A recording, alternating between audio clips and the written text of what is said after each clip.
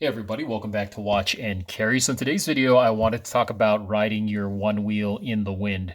Not something that most people will think about, but I've noticed a few things on my last couple rides that were pretty windy and thought I'd go ahead and share them with you just in case you find any of it useful.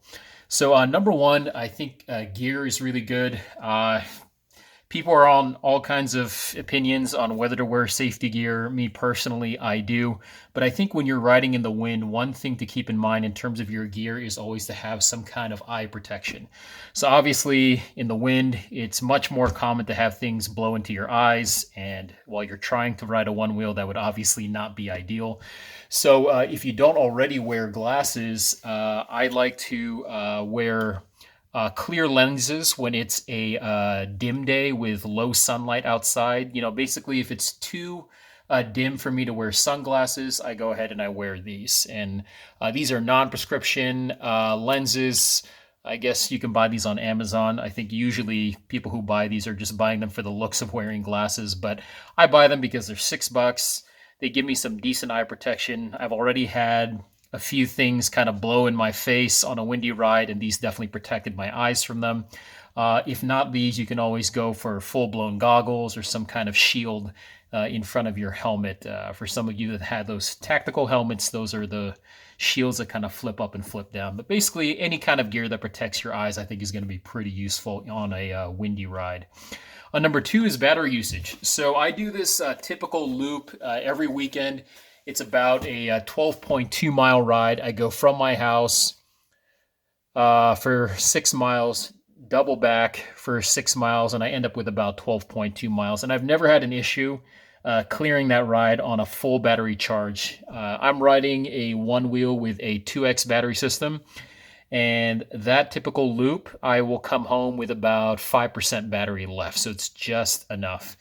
On my last windy ride, I actually was only able to clear 11.4 miles, and then my battery died.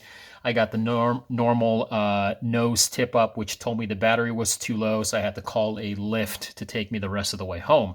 So the only reason why I could account for me running out of battery this time around versus the other times when I had no issue was this is the one time that I was riding into the wind. So riding to the store to do my errands wasn't an issue. On the way back, I was riding against the wind. More wind equals more resistance, more work, more battery usage, which means, of course, that you're not going to get as much mileage. So if you're planning to ride on a windy day, might be a good idea to kind of shorten your trip or to bring your charger with you just in case. Number three is pushback and nosediving. So a safety issue here, which I think is worth mentioning.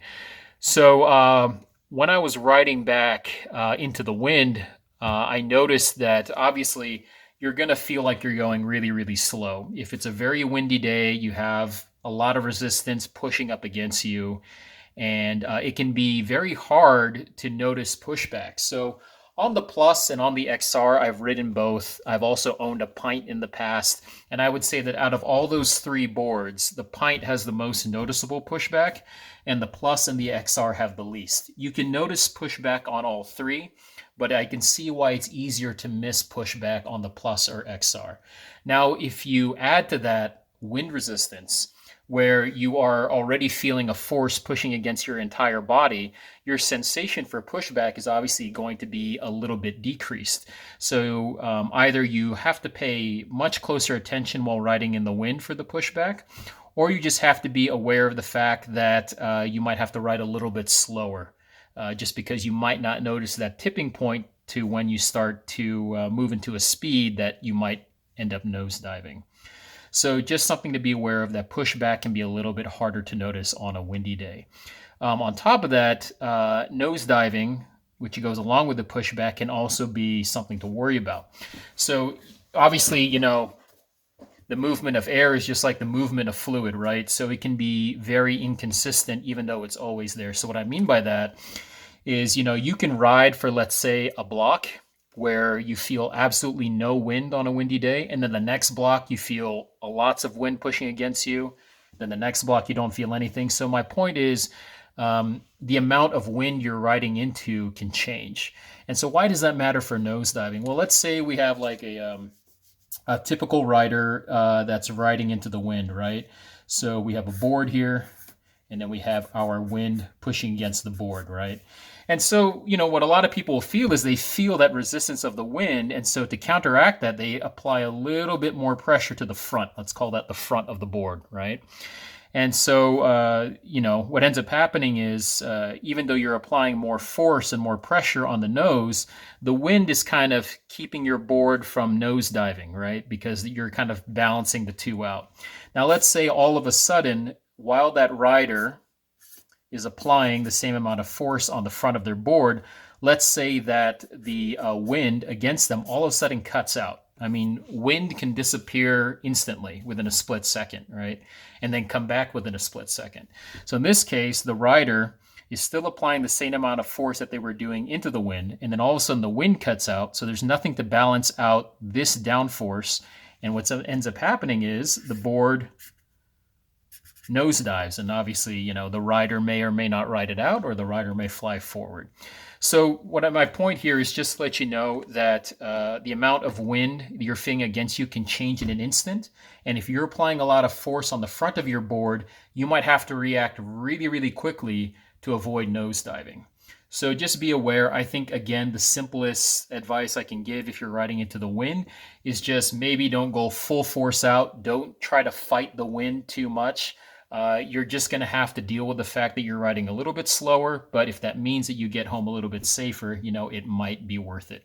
This will also depend on your experience. You have a lot more experienced riders than me that kind of know how to really feel things out. They can really sense pushback and know how to push the boards to the limit, but not every rider is the same. So I thought I'd just share that information. Then lastly, talking about the environment, pretty common sense, but just know that if it's very windy out, it's going to be harder to hear your environment. So I ride in an area that has, very wide bike lanes, but you are still sharing the road with cars, other people who are cyclists, pedestrians.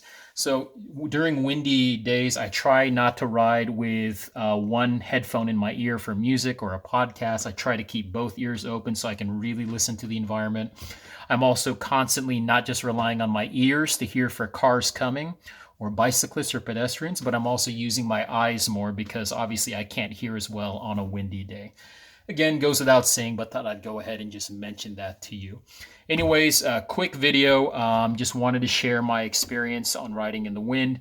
If you have any other comments, questions, or even any other tips that you'd like to share, go ahead and put it in the comments below. And as always, have fun, be safe, and I'll see you guys on the next one.